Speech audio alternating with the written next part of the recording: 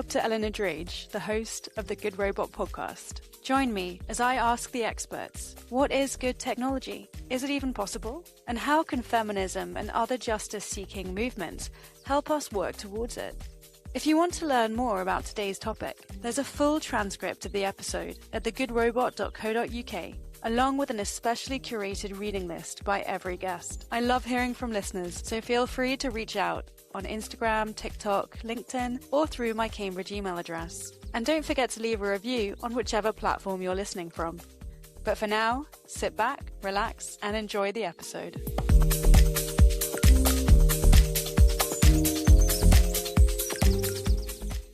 Welcome back.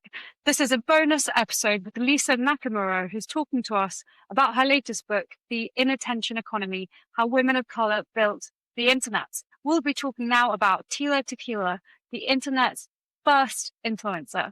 I hope you enjoy the second half of this show. If you missed the first episode, head over to our website or to wherever you get your podcasts usually, and you'll find the first part of the episode there. Hi, I'm Eleanor, and I'm talking to Lisa Nakamura about her forthcoming book, The Inattention Economy, Seeing the Digital Labor of Women of Color. So we've been talking about lots of things, about the Navajo women designing Fairchild semiconductors, about Lisa's family, working also in tech development, and we've been talking about what's in Bill Gates's bag and why everybody cares about the personal lives of these big figures, but not enough attention is paid to the crucial labor of particularly people of color in Santa Clara Valley, the kind of proto-Silicon Valley, and elsewhere. So, Lisa, I think it'd be amazing to turn our attention now to Tila Tequila, an icon of my childhood and a proto-influencer back in the day when there were no influencers. She pioneered content creation and gets very little credit for it. In fact, you say she was labeled an attention seeker back into the 2000s, and at a time when the public had a really ambivalent relationship with attention seekers as they saw them online. You know, we watched Big Brother, we had shows, the cult of celebrity was very much alive and well, but we weren't open to trauma and mental illness. And I don't say that perhaps there's more conversation, particularly among influencers, about this online. And Tila kind of paved the way for these conversations on fledgling social media sites. And you say in the book, and I really like this sentence, she is in the bones of all social media sites. In the sounds, the images, the merch, the paywalls, the purchased intimacy. Disavowing or forgetting her also enables social media companies and users to imagine a digital future that was not founded on the experience of online abuse of women and people of color at scale. So tell us about Tila, what she's brought to the internet and to celebrity today. Yeah. Well, two things. I'm interested in her because looking at her career maps this massive shift in the way we view work. So who should get paid for what has really changed from the idea that people shouldn't get paid for broadcasting their everyday lives to strangers. And if they do get paid for that, they have to be movie stars or people who are otherwise traditionally viewed as meritorious, people who are good actors, people who are skillful or whatever. So reality television was part of this new envisioning of what attention ought to be and where it ought to go. People like Kim Kardashian and Paris Hilton, you might remember, were viewed as like talentless celebrities. But I think looking at Kim Kardashian's empire, it's pretty clear that shift towards giving attention to what seems like the inconsequential or the everyday, right? Not the meritorious, but rather the interesting or even the scandalous is part of the logic of the whole infrastructure we have for entertainment now. So Tila Tequila was also viewed as someone who had no talent, no skill, didn't deserve attention, but at the same time, she was the most popular person on the internet in 2008. Because MySpace was the most popular site, and she had the most friends on MySpace for not just that year, but other years too. She had over 5 million friends. So she was in many ways the first influencer. She was not able to profit as much from it as influencers today because there was no profit sharing program on MySpace. And unfortunately, she's remembered as well as a very villainous figure because she did shift somewhat, a lot to the far right. But as you say, I think we have a better understanding of mental health now, and even the ways that the internet itself can impact mental health. So I noticed when I was studying her both in 2008 and now, so this is very gratifying to get to write about her at 20 years after I was first studying her, was that she was her own content moderator. MySpace didn't really moderate content in those days. People who used it might have remembered seeing stuff that should not have been on there. Right. It was really a Wild West. In some ways, they paved the way for what we have now, which is an unregulated media space. They had terms of service. They did not enforce them. That seems weird to a normal person, but we've gotten used to that reality, that there's rules and they're ignored. They're unattended to. So she had to view huge amounts of toxic content about her as a queer woman, as an Asian woman, as, a nobody, and delete it herself because otherwise other readers would see it on her page. So seeing negative and horrible things about you in the thousands every day for years was not an experience anybody had had before this, I would venture to say. It was rare because this was a new medium. This was a new platform. People were not studying it this way. So the way that she absorbed this punishment in some ways is what women of color have done for many years in regards to lots and lots of industries, right?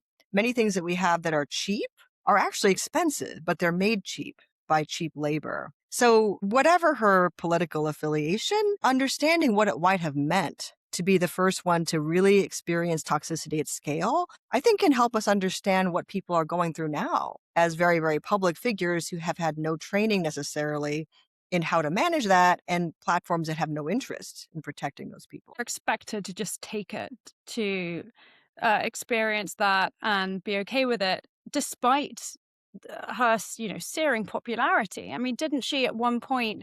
She said she mass emailed between 30 and 50,000 people and told them to come over to MySpace, Yeah. right? When they weren't on there before. So she was the making of that platform.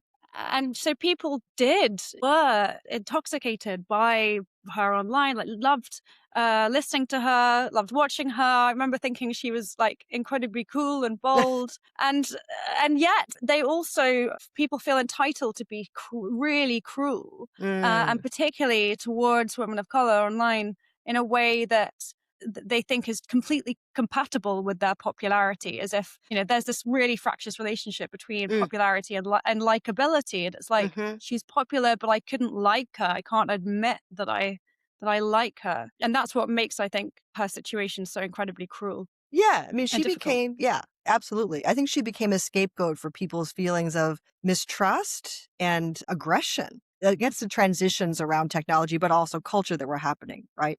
So the US is becoming increasingly neoliberal. The middle class is shrinking. There's a huge amount of resentment against what was seen as alternative queer culture, which had a brief moment with Tila of being somewhat front and center. So her TV show, A Shot at Love, was the most popular TV show on MTV in its segment. And it was only about lesbians and straight men competing to date Tila Tequila. So we laugh at it now because the trope was that she was deciding whether she liked men or women, but she was a bisexual woman. So this really didn't have to be decided that way. Yet at the same time, many queer people had never seen another queer person on TV, especially in a romantic setting, where they were competing for the love of somebody who was also not a heterosexual person. So I think it was a moment of awakening for a lot of viewers. And Tila herself was a refugee. She was not a highly educated person. People thought that she was kind of loud and crass and overly sexual. But these are always terms that have been applied to women of color anyway, right? Regardless of what they're doing. So it's a kind of double-edged sword of attention. On the one hand, it can be a source of great profit for platform companies. That's what they're selling, right? With advertisements are a form of like captured attention and monetized attention. At the same time, platforms often get to decide who is viewed and who is not viewed. So we understand that through the algorithm. Some things are hidden, some things aren't hidden. That's not an accident that some things appear and some things are not. But also some people appear and others don't. And that's the reason why I wanted to write this book and this chapter especially. Tila experienced a sort of cancellation, a cancellation of sorts, on the internet. And that itself is a term that has been traced back to Asian American activist Sui Park. So tell us, what are some of the complexities and ironies of cancellations when it comes to race and gender today, Mm, both for Tila and for other notable people on the internet? that's such a good question. I think cancellation has been rebranded somewhat by the right because they have started to engage in forms of censorship and dogpiling around people they see as overly liberal. Mm. So some have called it accountability culture, right? As if to say this is more a form of justice or producing equity where there wasn't equity before. So cancellation, I think I gave an interview about this for the New York Times quite a while ago, where they were trying to understand what it was, is a form in some ways of trying to demonetize somebody. It's trying to deprive them of resources that they might otherwise get. So if you cancel somebody, you're not buying their, music anymore, you're not contributing to their commodity culture by putting your energy or time into them. Yet at the same time, cancellation is a form of attack, right? It's a form of attention. It's a different kind of attention. So I was interested in Tequila because she was one of the first people to be canceled in a really, really big way.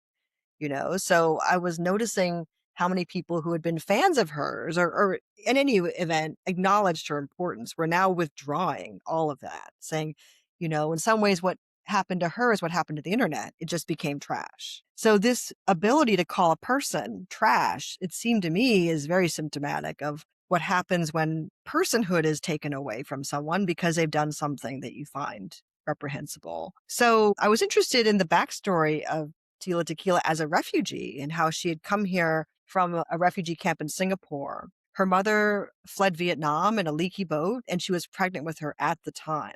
So the trauma of having to flee violence in your own country, engendered by another country, the US, and going to the US to do it was just not lost on me. And then her going on to be someone who became in some ways a punching bag, but also a huge profit generator for the first really big social network. It just seemed to be very much of a piece. Like, what does the refugee do in the US? Things that other people don't want to do often, right? They're often resettled in dangerous parts of cities where no one else wants to live. So this idea that the refugee is the test subject for things like plantations, labs, that's not just in the US. I think that's everywhere, where people who are vulnerable and have no choice often become experimental subjects. So she in some ways volunteered for that. She couldn't get a job in Hollywood.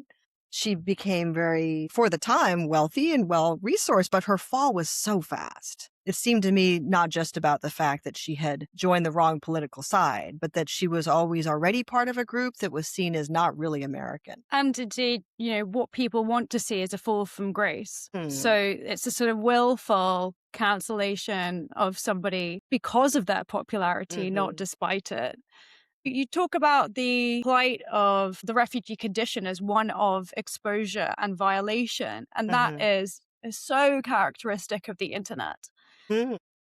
So yes, that's something that Tila faced, but also I love the way in the book you weave her story into the stories we talked about on the previous episode of kind of more behind the scenes aspect of tech creation. But actually, Tila Tequila was incredibly technical. I mean, she managed to work out how the internet worked at a time when, I was just about logging onto my email and couldn't possibly really navigate. I didn't understand MySpace. I think I was really young. But her, she had a really strong technical prowess that was entirely self-taught, right? No manager, no nothing. Mm-hmm. Yeah, I think a lot of people learn whatever they know about computers from MySpace. I've talked to so many people who learn how to use HTML and CSS by trying to make their MySpace page do glitter and have music, right? So they were highly motivated as young people to learn a little bit about how programming worked, which in some ways is really vital, right? Because that was a kind of literacy which people aren't learning now. I don't feel like my students or most young people can learn that very easily. So this is not talked about much, but she was recruited to MySpace from her own website and from Asian Avenue, which I would love to write about more. It was a website, a social network founded by Asian young people in New York City, right? And it was the prototype for MySpace. In fact, MySpace tried to buy Asian Avenue and they said, no way, you guys are too skeezy. We don't want to have anything to do with you. But yes, it's not as if there was a developer who was helping Tila make her page. She made her own page. And it was attractive to people because it was blingy. It had her own music, which, I'm not going to say is great, but nonetheless, she was one of the first people to have a music player on the site. And the site became known as a music distribution site. Taylor Swift released her first songs on MySpace. I don't know if people know that, especially. So it was a really, really important way for musicians to get their stuff out there without the use of a studio. And we take it for granted anybody can put out music now because of SoundCloud and whatnot. But it was really Tila Tequila who was among the first to use a music player. And MySpace forced her to take it down because they stopped partnering with that player. They wanted to grab all the profits from music plays for themselves. So we could have had a very different music culture on the internet if we had had a different profit sharing model. And the one she was using, which was called the hookah, gave most of the profit back to the creator. So I'm interested in these things for economic reasons too, right? I mean, people are fleeing Spotify because it's so exploitative. It gives so little to the creator. If things had been somewhat more fair, we might not be in this situation where being a musician is so difficult, right? It's so difficult to own your own property. And I think with AI, I think Matthew McConaughey trademarked, what is it he says in Dazed and Confused, all right, because people were using it for deep fakes, right? So we could have had a different idea about who deserves compensation for the work if we'd had a different model. Yeah. So you have even copyright and intellectual property more broadly is propelled forwards by these violations of who's allowed to take your body and use it for various nefarious means. Yes. Do you think? Yeah. Well, sorry, I guess, I was going to ask whether you think that the internet has got kinder, but given what you've just said, probably not. I think it's exploitative in new ways, So influencer is one of the most attainable seeming jobs to young people. It's so interesting. So many kids are making money now on TikTok and Instagram who have never gone to college. And they just, in some ways, they're right. They may not make more money or do better if they go to college. So we're in an attention economy and everybody knows it, except for people who are older, who already have the jobs that young people are never going to get, either because they're being automated away or because we have somehow made it so much more difficult for jobs to exist for young folks. They have had to absorb a different logic about what it means to make a living and what it means to work. So this 24/7 demand that influencers have to respond to people, to produce content, it's just grueling. It's so hard. It's very different from the 9-to-5 IBM jobs or, even factory jobs that people used to have. Not to say those were great jobs, but it's a new kind of exploitation. And I think young women are disproportionately experiencing that in that space. Yeah, absolutely. I want to end on the idea of reparations. Reparations, you talk about in and out throughout the book. And I'm always incredibly interested in what reparations for people working on the internet should be, and indeed how algorithms can be reparational, how they can be oriented towards the people who have been most impacted negatively by AI, for example, and actually actively do good for those people. To me, that's what reparations are. And there's a great paper by Jenny Davis, I can post it in the episode in the show notes, about this, that basically says, how far are companies willing to go to support marginalized groups in AI. However, so reparations, certainly in the UK, something people argue about a lot in the pub. People assume it's just writing a blank check. I get really angry about it, particularly in moments of austerity. It's hugely misunderstood. So tell us, what kinds of reparations do you think should be claimed for unpaid labor and exploitation in the service of the digital economy and the tech sector? What should this repayment of debt look like, particularly for children and women of color? Yes, we are in a very radically unfair economic system now. And I think it's not a secret that the tech industry is particularly famous for producing a very, very, very small number of very rich people and either impoverishing or inadequately compensating everybody else. So few industries have been this unfair. I don't think it can be ignored anymore. And it really has to be addressed. So the article you're talking about, algorithmic reparation, one of the co-authors is my colleague, April Williams, and it was deeply influential for me in reading this because I think academics get a reputation for just complaining about stuff, right? We don't have plans for how to actually address it. We just like to complain about it and kind of move on. So I was interested in reparation as a political movement and some of the history of that, particularly because members of my family received compensation from the US government for being imprisoned. So there's lots and lots of examples of people who have been unfairly harmed by the state. So people who were forcibly sterilized, say in the state of California, because they were seen as intellectually inferior, or often just because they were poor, right? They were not seen as worthy of passing on their genes. It's very much like Nazi Germany, not known much in the US. They were given compensation, they were given money, right?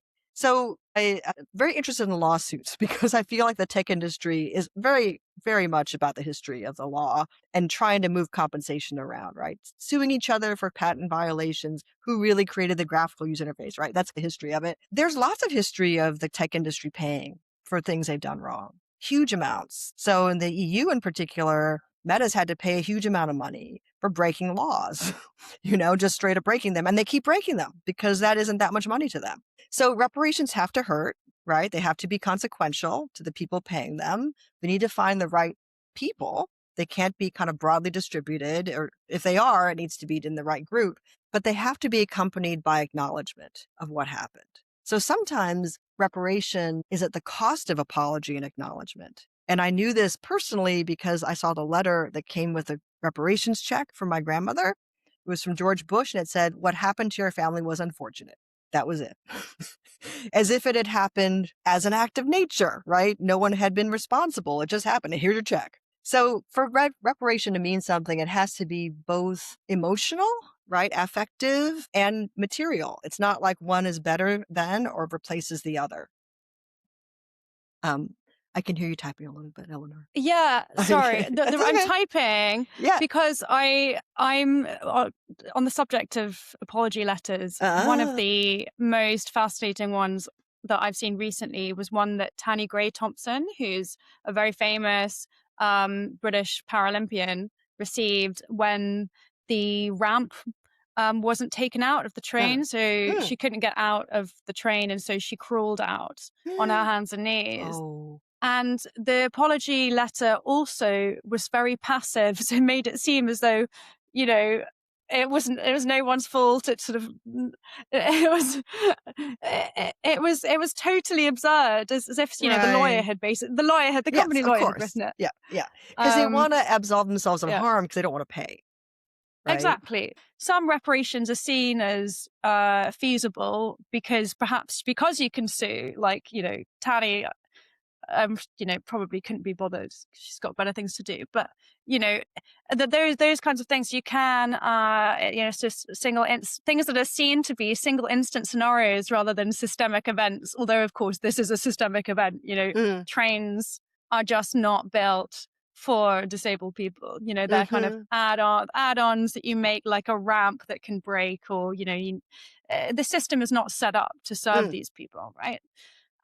So you said in the book that some of the same public figures that supported racial reparations for Japanese internment refused to support reparations for slavery because the practice is seen as too diffuse, systemic, and violent to allow for an appropriate settlement. As in, perhaps, is it harder to sue? What are you suing for? Is the culture of suing actually getting in the way of thinking about what reparations really are? Well, that's so well put, right? I mean, in some ways, reparations are easiest when the group is very small and the amount of time was very well defined. So the instances in which it's most needed are when it's most difficult to give or to argue for. So I think what makes the most sense to me is since the tech industry actually loves to write checks, right? Because they have done it so much to get away with whatever they want to do. If we view attention as a common resource, like say oil, there are countries where oil is everywhere and people all receive a check for that because it's not seen as belonging to anyone except for the people who inhabit that country. And even then, right, they may be the only ones. But it's a common resource and everybody gets compensated. The attention economy, which is to say social media, algorithmic stuff like search, AI. I mean, AI is used for making cars, but it's also used for creating girlfriends, right? If attention is a common resource like oil or wind, why is it not possible to redistribute those funds in some way? So this is not to say social media companies, the big five, should not make money, because they absolutely should. Yeah. Yet at the same time, what they're doing is selling something which already belongs to the people who are being made to pay for it in a lot of ways. So there is a model for doing that. It's just not been applied in such a big way. And that's why I think we need to think about these questions of where repair needs to go. Like, can we continue to go on the way we are? On that note, Lisa, thank you so much for joining me today on The Good Robot. This has been absolutely fantastic. If you're listening, run, don't walk, to buy Lisa's new book, The Inattention Economy, How Women of Color Built the Internet, out in February. So I think when this episode airs. Lisa, thank you so much. Thank you for having me. This was great fun. Thanks.